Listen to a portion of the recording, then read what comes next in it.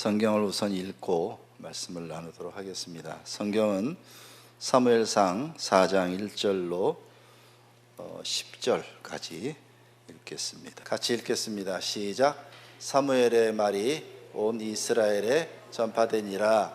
이스라엘은 나가서 블레셋 사람들과 싸우려고 에베네셀 곁에 진치고 블레셋 사람들은 아벡에 진쳤더니 블레셋 사람들이 이스라엘에 대하여 전열을 벌이니라. 그 둘이 싸우다가 이스라엘이 블레셋 사람들 앞에서 패하여 그들에게 전쟁에서 죽임을 당한 군사가 4,000명 가량이라.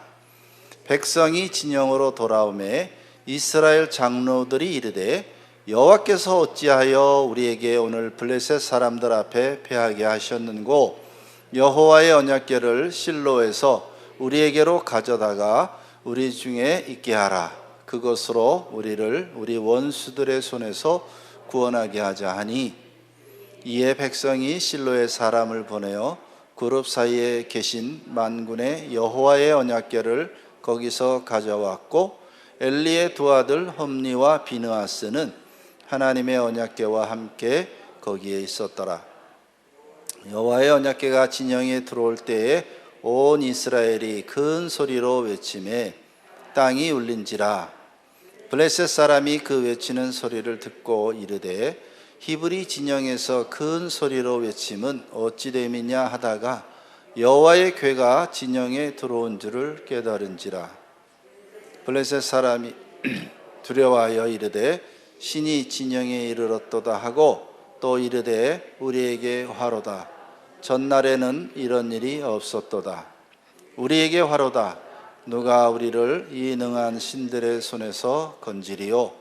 그들은 광야에서 여러 가지 재앙으로 애굽인을 친 신들이니라. 너희 블레셋 사람들아, 강하게 되며 대장부가 되라.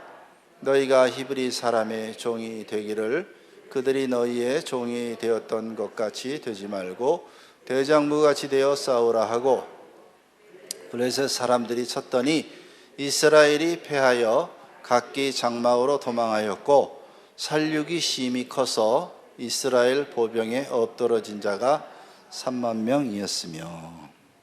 자, 10절까지만 우선 읽고 오늘은 사무엘상 전체를 한번 관통하는 그런 시간을 좀 가져보려고 합니다. 사무엘상을 가지고 오늘날 전 세계가 정말 위기를 만났잖아요.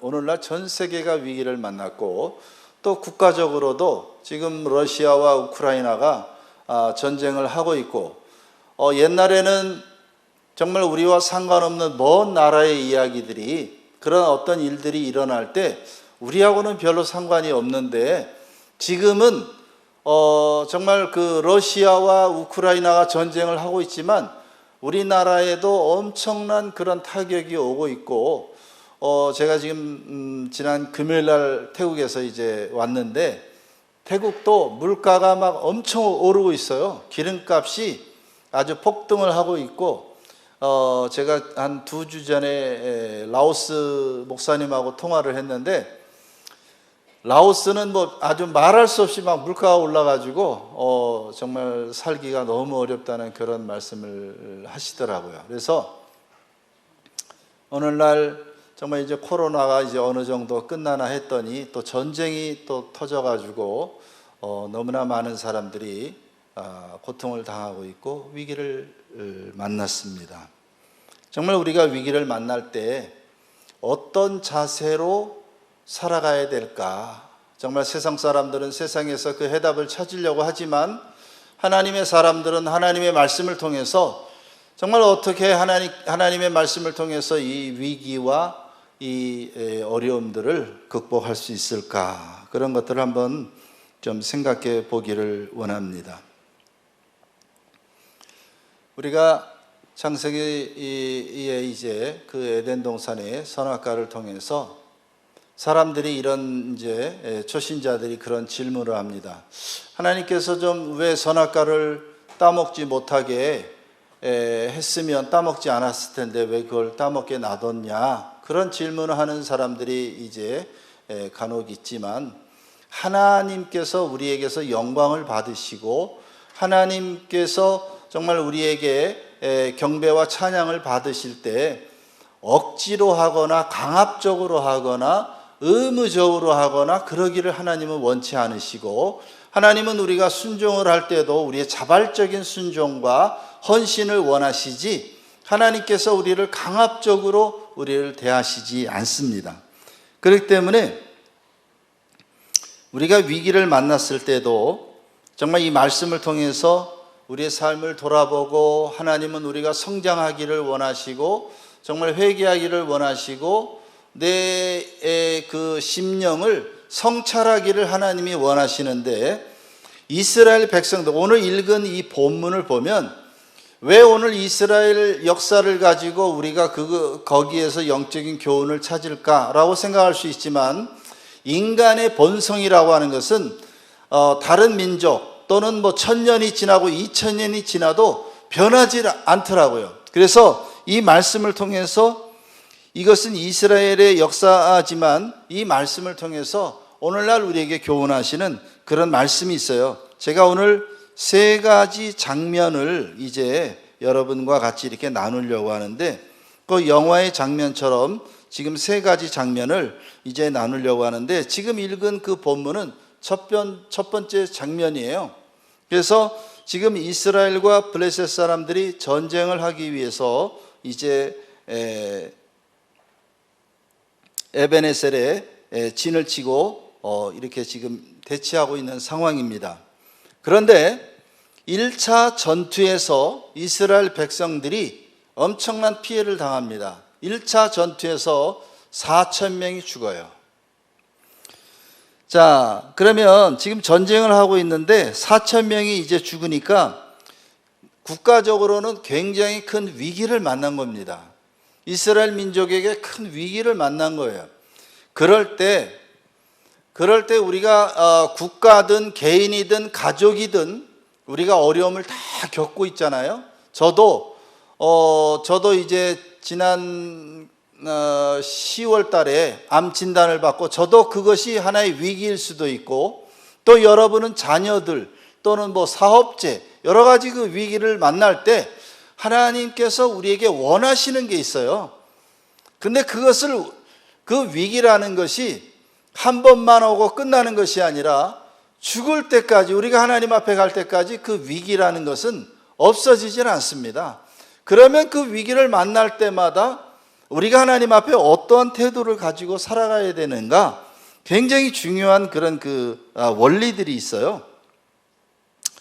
지금 1차 전투에서 법궤를 빼앗겼습니다. 4,000명이 죽었어요. 4,000명이 죽었을 때 그들이 어떻게 이제 생각을 하냐면, 여기 4장 3절에 보니까 여호와께서 어찌하여 우리에게 오늘 블레셋 사람들 앞에서 패하게 하셨는고,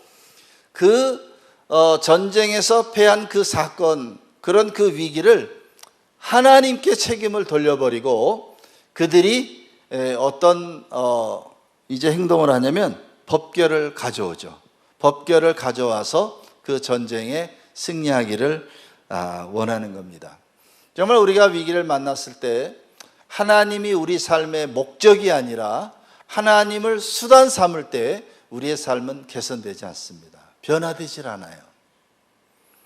이스라엘 백성들이 4,000명이 죽었을 때 하나님 앞에 회개하면서 정말 자기를 돌아보고 성찰하면서 하나님 앞에 나아갔어야 되는데, 그 모든 그 책임을 하나님께 돌릴 뿐만 아니라 법궤를 가져와가 자신들의 잘못은 인정하지 않고 돌아보지 않고 법궤만 가져다가 법궤를 가져오면 하나님이 이기게 할 거야, 그렇게 생각을 한 겁니다.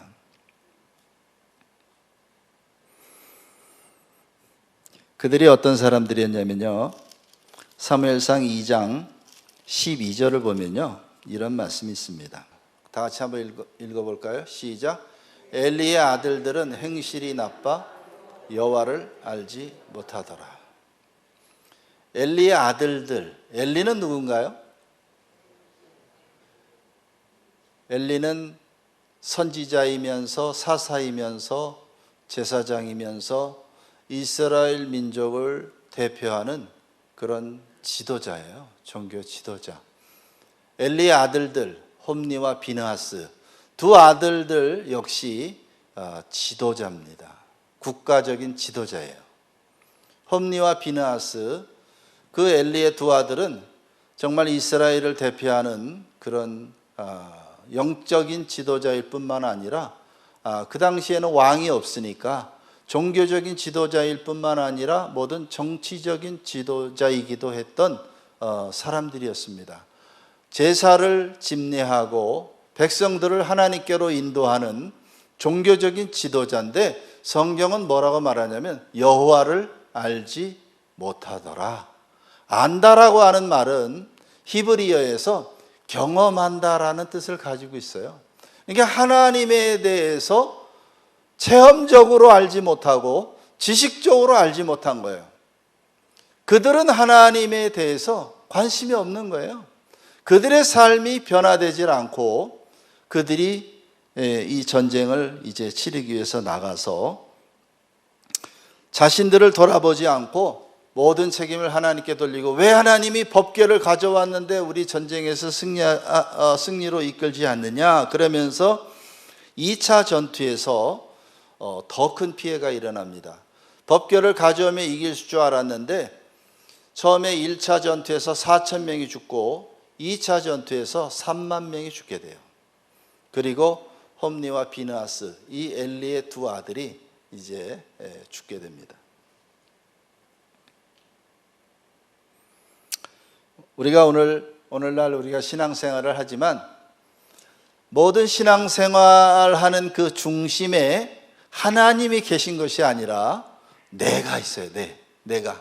내가 다른 사람보다 더 잘 돼야 되고 내가 다른 사람보다 연봉도 더 많이 받아야 되고 또 나는 신앙생활을 오래 하고 있으니까 나는 사업도 잘 돼야 되고 병에도 걸리면 안 되고 이런 그 모든 것이 내 중심으로 돌아가고 있는 거예요.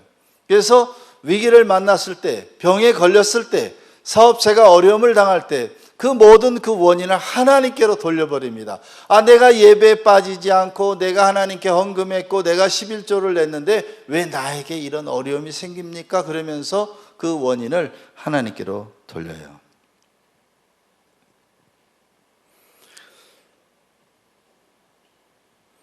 우리가 위기를 만났을 때 하나님의 의도, 하나님의 목적, 하나님이 원하시는 그런 그 의도가 무엇인지 자꾸만 그것을 자기 성찰을 통해서 하나님께 더 가까이 갈 수 있는 그런 그 기회가 돼야 되는데 우리는 그 기회를 그냥 놓쳐버릴 때가 참 많이 있다는 거죠.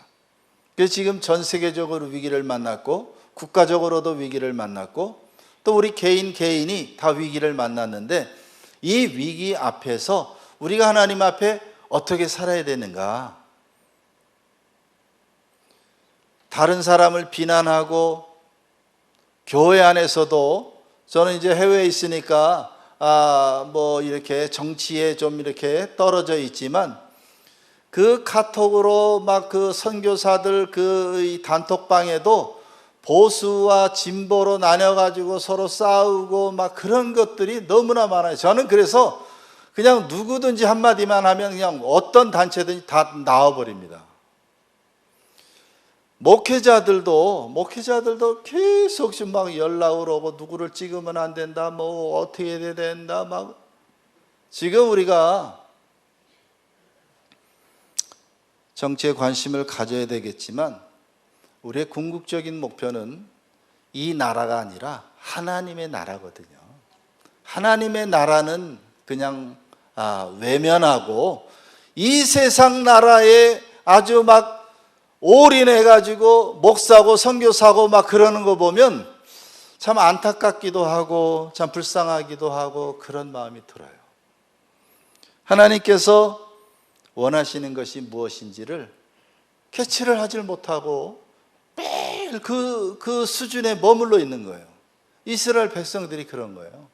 지금 이스라엘 백성들을 보면서 홈리와 비느하스를 보면서 또 이스라엘의 장로와 이 지도자들을 보면서 여러분은 어떤 생각을 하십니까? 아, 저 사람들이 하나님을 믿는 사람들이 왜 저래? 왜 저 사람들이 왜 저렇게밖에 행동을 못하나? 이렇게 생각이 드십니까? 아니면 여러분은 어떤 삶을 살고 계십니까? 지금 이제 이 사람들이 생각하기를 우리는 왕이 없어가지고 이렇게 맨날 어려움을 당하는 거야. 주변의 나라들은 왕이 있어가지고 그 왕이 우리를 이끌어주니까 그 나라들이 강성한데 우리는 왕이 없어가지고 이렇게 맨날 어려움을 당하는 거야. 그래가지고 그들이 사무엘상 8장 6절을 한번 보겠습니다. 사무엘상 8장 6절. 사무엘상 8장 6절입니다. 6절부터 9절까지 한번 볼게요. 시작. 우리에게 왕을 주어 우리를 다스리게 하라 했을 때에 사무엘이 그것을 기뻐하지 아니하여 여호와께 기도하매 여호와께서 사무엘에게 이르되 백성이 내게 한 말을 다 들으라. 이는 그들이 너를 버림이 아니요 나를 버려 자기들의 왕이 되지 못하게 함이니라. 내가 그들을 애굽에서 인도하여 낸 날부터 오늘까지 그들이 모든 행사로 나를 버리고 다른 신들을 섬긴같이 내게도 그리하는도다. 그러므로 그들의 말을 듣되 너는 그들에게 엄히 경고하고 그들을 다스릴 왕의 제도를 가르치라. 하나님께서 뭐라고 말씀하셨냐면 이스라엘 백성들이 우리에게 왕을 주십시오. 사무엘에게 그렇게 말할 때 하나님께서 뭐라고 말씀하셨냐면 이것은 백성들이 너를 버린 것이 아니라 나를 버린 거야. 그들의 삶 속에 하나님이 왕으로 계시기를 원했지만 하나님의 마음은 영원토록 그들 속에 왕으로 계시기를 원했지만 이스라엘 사람들은 하나님 이제 필요 없습니다. 이게 세상 왕을 원한다는 것은 이제 하나님 없이 우리가 살겠습니다라는 말이에요.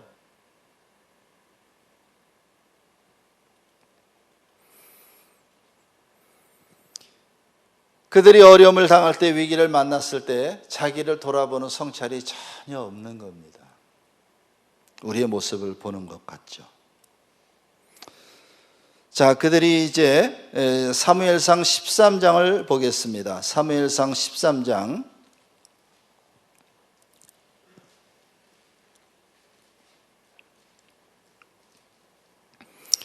사무엘상 13장 1절 2절 먼저 한번 보겠습니다. 사무엘상 13장 1절 2절 먼저 읽겠습니다. 1절 2절 시작.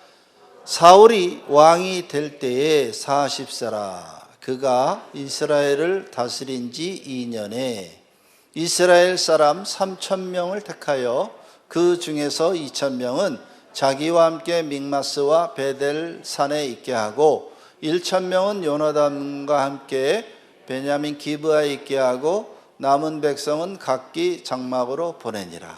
아멘. 자, 이스라엘 백성이 이제 블레셋과 지금도 싸우고 있잖아요. 지금도 팔레스타인.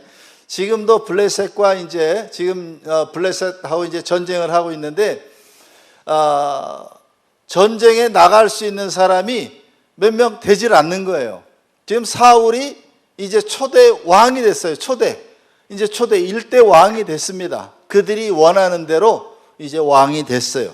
그래가지고 2년 만에 이제 전쟁을 하러 나가는데 군인이 3,000명밖에 없는 거예요. 그래가지고 사울이 뭐라고 그러냐면 2,000명은 나하고 있고 1,000명은 요나단하고 있어서 전쟁을 하자. 이제 그런 겁니다. 근데 지금 상황이요, 전쟁을 치를 수 있는 그런 상황이 아니에요. 전쟁을 치를 수 있는 상황이 아니고 여기 5절을 한번 볼게요. 5절 시작.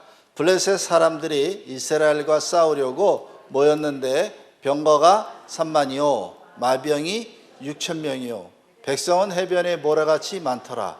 그들이 올라와 베다윈 동쪽 믹마스에 진침해. 지금 이스라엘 백성들은 무기도 없어가지고 곡괭이하고 낫들고 이렇게 나갔는데, 지금 블레셋 사람들 보니까 지금 병거, 지금 탱크가 3만 개가 있는 거예요. 그리고 말을 탄 그 병사들이 6천 명이야. 그 이스라엘 사람들은 낫들고 있는 사람이 전부 해봐야 3천 명밖에 안 되는데, 그들은 병거가 3만이고 마병이 6천 명이고 백성은 아주 막 허다한 모래같이 너무나 많은 그런 상황, 전쟁을 할 수 있는 상황이 아니에요. 위기를 만난 거죠. 엄청난 위기를 만난 겁니다. 어떻게 해볼 수가 없어요. 지금 여기 7절을 보니까요, 7절 한번 읽습니다. 7절 시작. 어떤 히브리 사람들은 요단을 건너 갓과 길르앗 땅으로 가되 사울은 아직 길갈에 있고 그를 따른 모든 백성은 떨더라. 부들부들 떠는 거예요. 나가봤자죠. 이거는 뭐 백전백승이 아니라 백전백패예요. 그냥 해보나 마나한 전쟁이에요. 지금 위기를 만난 겁니다. 아까 왕이 없던 시대에, 사사들이 다스리던 그 시대에 홈니와 비느하스가 정말 그 블레셋 사람들과 전쟁을 했을 때 4천 명이 죽었을 때 엄청난 두려움이 왔겠죠. 그 두려움이 왔을 때 하나님 앞에 정말 무릎 꿇고 하나님 앞에 기도해야 되는데, 그들이 하나님을 목적 삼지 않고 하나님을 수단 삼은 겁니다. 이제 법궤를 가져오면 자동적으로 승리할 줄 알았지만 거기에서 3만 명이 죽고 홈니와 비느하스도 죽고 법궤는 빼앗겨 버리고 그렇게 된 거죠. 지금 그들이 원하는 대로 왕이 생겼어요. 이제 사울이 왕이 됐습니다. 전쟁을 이제 치르려고 그러는데 이스라엘 백성들은 군인이 3천 명밖에 없는데 저기는 어마무시해요. 전쟁을 할 수 있는 그런 상황이 아니에요. 전쟁을 하기 전에는 항상 제사장이나 종교 지도자가 먼저 나가서 하나님 앞에 예배하고 하나님 앞에 제사를 드렸습니다. 아직까지 사무엘이 있기 때문에 사무엘이 올 때까지 기다리는 거예요. 사무엘이 와서 빨리 이 두려움과 이 위기를 좀 헤쳐나갈 수 있는 그런 묘책을 좀 주기를 원했던 거죠. 하나님께 예배 드리기만 하면, 하나님께 제사 드리기만 하면 저 사람들 숫자가 얼마든지 간에, 병력이 얼마든지 간에 우리가 이길 수 있다라는 그런 그 일말의 희망을 가졌을지 모릅니다. 그런데 사울이 오지를 않는 거예요. 지금 막 블레셋 사람들이 지금 막 조여오고 있는데 사울이 오지를 않는 거예요.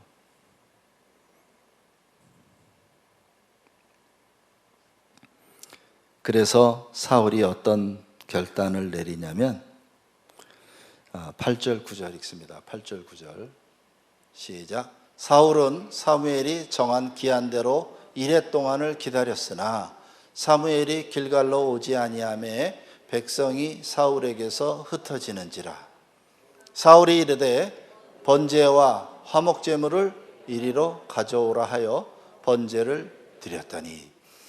자, 이것은 아까 우리가 첫 번째 장면에서 보았던 그 내용과 그 장면과 사람과 그 모든 시기가 다 다르지만 그 문맥은 똑같아요. 홈니와 비느하스가 했던 일과 사울이 지금 이 제물을 가져오라고 그래가지고 번제를 드린 이 사건은 첫 번째 장면과 두 번째 장면이 똑같은 거예요. 맥락이 똑같아요. 이것이 1000년이 지나고 2000년이 지나고 3000년이 지나도 지금 이 사건이 일어난 지가 지금 3,000년 전 이야기입니다. 3,000년 전 이야기. 지금부터 3,000년 전 이야기예요. 그러면 오늘날 우리의 삶은 어떠냐 그 말이에요. 우리가 위기를 만났을 때 하나님 앞에 나는 어떤 모습으로 서냐 그 말이죠. 위기를 만났을 때 법궤를 가져와라. 법궤를 가져오면 우리 이길 수 있다. 전쟁을 지금 해야 되는데 지금 막 급한 상황인데 사무엘을 오지 않으니까 내가 사무엘 대신에 제사 드리고 나가면 되지. 그 제사를 드리면 모든 것이 만병통치라고 생각을 했던 겁니다.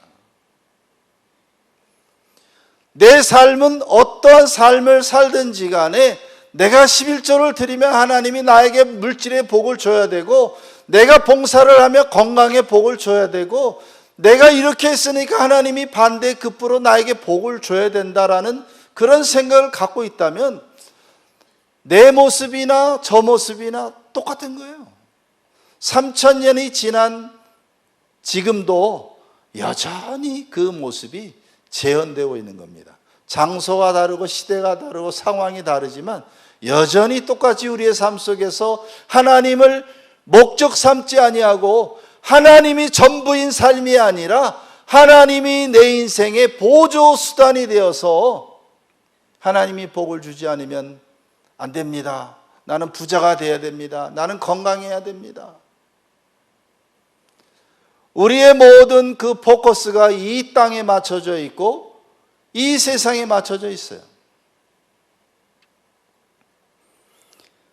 우리가 복이라고 하는 그 개념, 복은 참 좋은 것이지만 내가 가지고 있는 그 복의 그 잣대와 하나님의 그 복의 잣대가 달라요.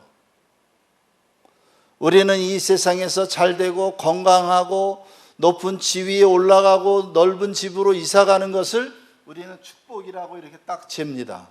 그러나 내가 얼굴이 잘생기고 좋은 배우자를 만나고 부자가 되고 좋은 위치에 올라간 것이 어떨 때는 정말 독이 되는 경우가 참 많아요. 우리가 그런 경우 많이 보잖아요. 높은 자리에 올라갔는데 그 사람이 막 자살을 하거나 뭐 잘못되는 경우들이 많이 있잖아요. 차라리 그 사람이 저렇게 연예인이 되지 않았거나 높은 자리에 올라가지 않았거나 또 심지어 막 대통령까지 막 자살을 하잖아요. 그 사람이 대통령이 되지 않았으면 죽지 않았을 수도 있었을 텐데 기를 쓰고 지금 막 서로 대통령이 되려고 그러는데 나중에 어떻게 될지 어떻게 알겠어요. 그러니까 지금 모두가 다 막 내가 지금 생각하고 있는 그대로 잘 되는 것이 최고인 줄 알지만 오히려 나중에 그것 때문에 내가 더 망가지는 그런 경우가 더 많이 있다는 거죠. 하나님이 우리에게 원하시는 것은 우리의 껍데기를 원하는 것이 아니에요.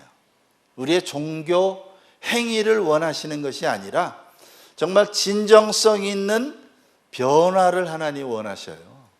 우리의 속이 변화되기를 원하시고 정말 우리가 성장하기를 원하시는데 우리는 성장에 관심이 별로 없어요. 어떤 사람이 초등학교에 들어가서 1등을 했다고 합시다.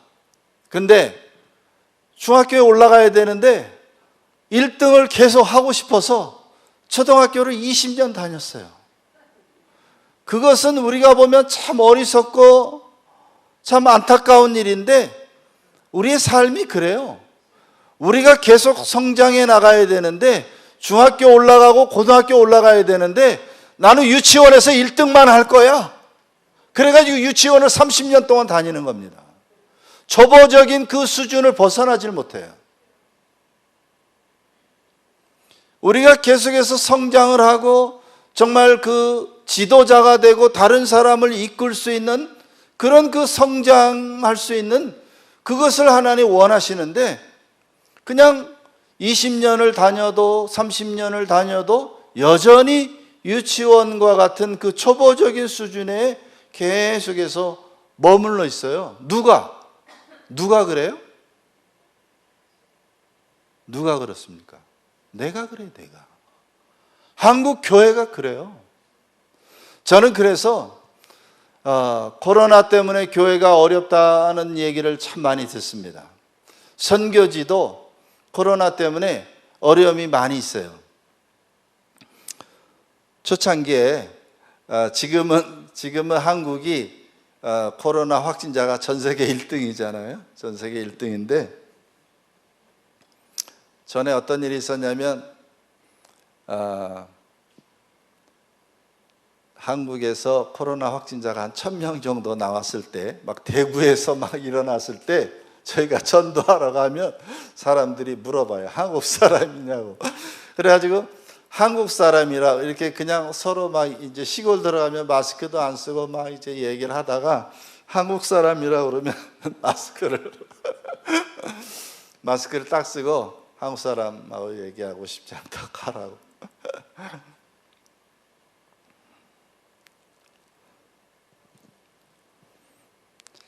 정말 하나님께서 우리가 성장하기를 원하시는 줄 믿습니다. 유치원을 오늘 졸업하는 날입니다. 아멘. 네, 오늘 유치원 졸업식이에요, 사실. 오늘 유치원 이제 재롱잔치 졸업식입니다. 오늘 더 이상 우리의 삶에 더 이상 유치원 재롱잔치를 끝내고 이제 상급 학교로 진학을 해야 돼요. 성장을 해야 됩니다. 이스라엘 백성들이 왕을 원하고 그들이 온갖 방법을 다 동원해도 그들의 삶이 변하지 않으니까 계속해서 위기가 찾아와요. 계속 위기가 찾아오는데 변화되질 않는 거예요. 그 모습이 변화되질 않아요. 고난을 당할 때 우리는 그 고난을 다 실패한 인생 또는 그 고난이 다 잘못된 거라고 생각하지만 그 고난을 통해서 하나님이 일을 하셔요. 고난을 통해서 하나님이 일을 하십니다. 우리가 요셉을 보면 요셉이 꿈을 꾸는 자, 비전을 가진 자, 굉장히 원대한 그런 그 꿈을 가진 자라고 생각을 하지만 그렇지 않습니다. 시편 105편을 잠깐 보겠습니다. 시편 105편 17절 그가 읽습니다. 그가 한 사람을 앞서 보내셨으며 요셉이 종으로 팔렸도다. 자, 여기에서 17절에 보면 한 사람을 앞서 보내셨으며 요셉이 종으로 팔렸도다. 요셉이 스스로 자진해가지고 종이 된 게 아니라 종으로 팔려간 겁니다. 내 의지와 상관없이 종으로 팔려갔어요. 지금 여기 시편 105편을 보면 문장이 다 수동태로 되어 있습니다. 요셉이 그 길을 선택한 게 아니라 억지로 끌려갔거나 억지로 팔려갔거나 억지로 감옥에 갇혔거나 다 그렇게 되는 겁니다. 18절 시작. 그의 발은 착고를 차고 그의 몸은 쇠사슬에 매였으니.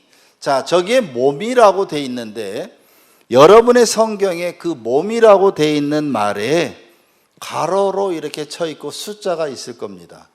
거기에 보면 그 성경 쭉 밑으로 내려오면 그 몸이라는 말이 무엇을 의미하는지 성경에 나와 있는데 히브리어로 그 몸은 혼 이렇게 나와 있어요. 몸은 혼. 그러니까 지금 요셉의 그 몸뿐만 아니라 그의 혼이 막 아주 쇠사슬에 칭칭 감겨 있는 그런 그 절망적인 그런 상황인 거예요. 19절 곧 여호와의 말씀이 응할 때까지라. 그의 말씀이 그를 단련하였도다. 하나님의 말씀이 그를 단련한 겁니다. 감옥에서 정말 빛도 들어오지 않는 캄캄하고 습기 찬 감옥에서 하나님의 말씀이 임할 때까지 그가 거기에서 단련받은 거예요. 그리고서 하나님이 그를 쓰신 겁니다. 저런 고난이 없었다면 요셉의 삶은 없는 거죠. 자, 이제 세 번째 장면을 지금 이제 다른 게 있었는데 그건 넘어가고 세 번째 장면을 한번 또 이제 보겠습니다. 사무엘상 15장으로 넘어가겠습니다. 사무엘상 15장 3절 우선 보겠습니다. 사무엘상 15장 3절 시작. 지금 가서 아말렉을 쳐서 그들의 모든 소유를 남기지 말고 진멸하되 남녀와 소아와 젖먹는 아이와 우양과 낙타와 나귀를 죽이라 하셨나이다. 이제는 블레셋하고 전쟁이 아니라 아말렉하고 이제 전쟁을 이제 하는 겁니다. 7절부터 9절을 보겠어요. 7절부터 9절 시작. 사울이 하윌라에서부터 애굽 앞 솔에 이르기까지 아말렉 사람을 치고 아말렉 사람의 왕 아각을 사로잡고 칼날로 그의 모든 백성을 진멸하였으되 사울과 백성이 아각과 그의 양과 소의 가장 좋은 것 또는 기름진 것과 어린 양과 모든 좋은 것을 남기고 진멸하기를 즐겨하지 아니하고 가치 없고 하찮은 것은 진멸하니라. 하나님께서는 분명히 뭐라 그랬냐면 싹 죽이라고 그랬거든요. 근데 사울이 이제 자기 마음대로 이렇게 남겨놓은 겁니다. 어떻게 보면 사울이 굉장히 하나님을 위하는 것 같잖아요. 하나님을 위해서, 하나님께 예배하기 위해서 좋은 것을 이렇게 남겨놨습니다. 여기 15절에 그런 말이 있어요. 15절 한번 읽겠습니다. 시작. 사울이 이르되 그것은 무리가 아말렉 사람에게서 끌어온 것인데 백성이 당신의 하나님 여호와께 제사하려 하여 양들과 소들 중에서 가장 좋은 것을 남기며 그 외의 것은 우리가 진멸하였나이다 하는지라. 여기 보면 사울이 사무엘에게 뭐라고 말하냐면 당신의 하나님 그렇게 표현을 합니다. 당신의 하나님 여호와께 제사하려고 이렇게 좋은 것을 남겨뒀습니다. 하나님 앞에 우리가 정말 위기를 만나고 어려움을 만날 때 하나님은 우리가 성장하기를 원하시고 내 자신을 돌아보고 성찰하면서 하나님의 의도와 목적과 의중을 깨달아서 그 하나님의 말씀에 순종하기를 원하시는데 우리는 내 마음대로 살면서 그 종교적인 그 열심이 정말 하나님을 위한다고 생각할 때가 참 많아요. 나는 이렇게 하나님을 위해서 좋은 것을 남겨놨어요. 나는 하나님께 이렇게 나는 언제나 이렇게 헌신했습니다. 나는 예배에 한 번도 빠지지 않았습니다. 종교 생활은 할 수 있겠지만 하나님의 마음은 하나님의 마음과는 같지 않은 거예요. 하나님의 마음에 합한 인생이 아닌 거죠. 자기 욕망을 채우기 위해서 법궤든 제사든 뭐든 간에 이렇게 끌어다가 하는 것을 우리는 하나님께 대한 열심이라고 생각하지만 그것은 성경에서 뭐라고 정의를 하냐면 우상숭배라고 말합니다. 우상숭배. 우리가 태국에 가면 여러분이 기회가 돼서 이제 가정집이나 이런 데 가면 우상으로 완전히 다 도배가 되어 있습니다. 우리가 그것을 보고 우상숭배라고 말하지만 그러나 내 삶 속에 하나님을 향한 그 우상숭배가 얼마나 많은지 몰라요.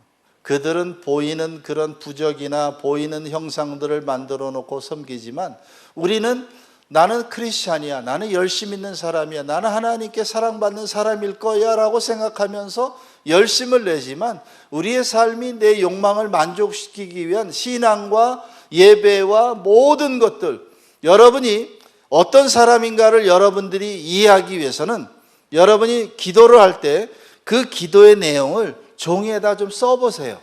종이에다가 쭉 써보세요. 그 기도의 포커스가 어디에 맞춰져 있는지 여러분이 한번 보세요. 정말 내가 하나님의 나라를 위하고 선교지를 위하고 선교사를 위해 기도하고 아픈 사람 위해서 기도하고 교회 부흥과 목사님과 정말 다른 사람을 위해 기도하는 내용이 쫙 적혀 있다면 여러분은 정말 하나님의 뜻대로 살려고 애를 쓰는 사람일 것입니다. 그런데 내가 기도 또 하루에 2시간씩 3시간씩 기도를 해도 기도의 내용이 나의 그 모든 사업체, 내 자녀, 나의 욕망과 나의 모든 그런 그 이 땅에 있는 것들을 포커스를 두고 기도한다면 그 기도는 여러분 죄송하지만 그 기도는 하나님께 올라가는 기도가 아니에요. 우상 숭배와 마찬가지입니다.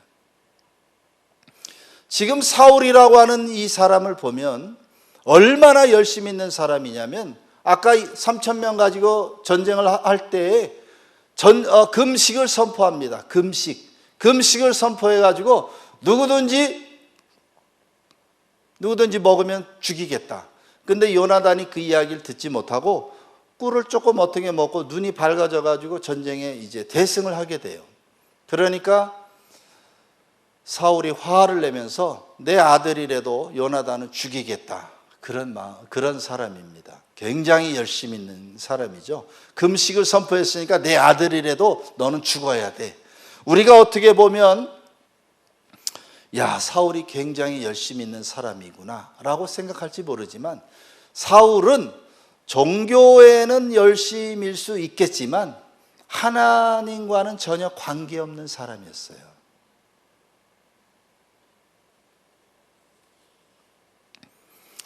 사랑하는 성도 여러분, 정말 우리는 이 세상에 살면서 굉장히 딜레마에 빠질 때가 참 많습니다.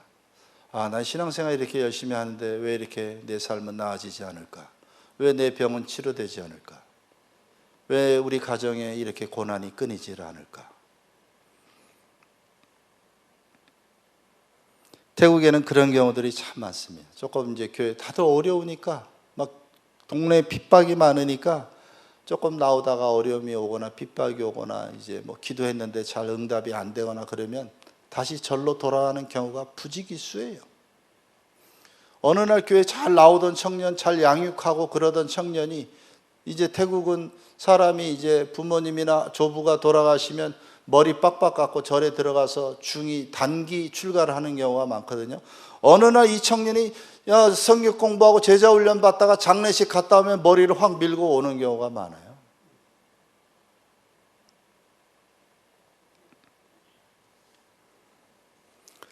하나님의 마음은 천년이 가고 만년이 가도 바뀌질 않아요. 하나님께서 정말 창세전에 우리를 부르신 목적과 의도대로 정말 하나님을 영화롭게 하는 일에 우리의 삶을 온전히 드리시기를 주의 이름으로 축원합니다. 이제 정말 유치원 생활, 내가 초보적인 그런 신앙생활, 유치원 20년, 30년 그 생활을 오늘 청산하고 정말 어려움을 만났지만, 위기를 만났지만 하나님께서 나에게 원하시는 것이 무엇인지 그 의도를 잘 깨달아서 하나님 앞에 더 가까이 가시기를 주의 이름으로 축원합니다. 제가 지난주에 교회에서 설교한 게 그겁니다. 태국 사람들에게 히브리서 9장 27절 가지고 설교를 했는데 한 번 죽는 것은 정한 것이요 후에는 심판이 있다. 그러니까 태국 사람들은 천국이라고 하는 것도 우리가 생각하는 그 천국하고는 개념이 좀 달라요. 우리가 천국에 대해서 이야기를 해도 태국 불교에서 말하는 천국은 몇 단계 천국이 있어요. 그래서 천국에 들어갔다 할지라도 또 다시 또 윤회를 해가지고 또 다시 환생을 하고 계속해서 이제 그렇게 환생을 합니다. 그래서 천국에 대해서 이야기를 해도 우리가 생각하는 그 천국과 그들의 천국은 이게 조금 갭이 생겨요. 달라요. 그 사람들이 원하는 것은 그냥 다시 태어나지 않는 것, 천국에도 안 가고 지옥에도 안 가고 그냥 확 없어지는 그냥 공으로 떨어지는 거, 그냥 아무것도 없어지는 것, 그것이 최고입니다. 그것을 그들이 정말 말하는 영생 극락, 극락도 아니고 그것은 그냥 사완 니판이라고 하는 그냥 영원한 그냥 그 잠자는 상태가 되는 그런 건데, 아무튼 정말 우리는 하나님 앞에 내가 이제 살 날이, 이 세상을 이제 정리하고 하나님 앞에 갈 날이 얼마 남지 않았다라는 것을 우리는 늘 생각해야 합니다. 영원한 것처럼 그렇게 생각할 것이 아니라 이제 내가 하나님 앞에 섰을 때 내가 하나님 앞에 무엇을 드릴 수 있을까? 하나님이 나를 향해서 뭐라고 말씀하실까? 이걸 생각하면서 여러분이 매일 매순간 하나님 앞에 더 가까이 정말 내 영혼을 날마다 돌아보고 날마다 성찰하고 하나님께로 더 가까이 가시는 귀한 주의 자녀들이 되시기를 주의 이름으로 축원합니다. 우리 한번 이 말씀 붙들고 한번 동성으로 기도하겠습니다. 하나님, 정말 내가 열심을 가지고 살았지만, 내가 잘 사는 것 같았지만 정말 하나님 말씀 앞에 너무나 부끄럽고 하나님 앞에 더 가까이 가지 못하고 하나님 원망하고 불평하고 내 마음대로 되지 않는 것 때문에 속상할 때가 너무나 많았습니다. 하나님, 정말 하나님 앞에 내 삶을 드립니다. 하나님, 나를 다스려 주옵소서. 우리 주여 한번 부르고 기도합니다. 주여! 하나님 아버지, 은혜와 사랑을 하나님 감사합니다.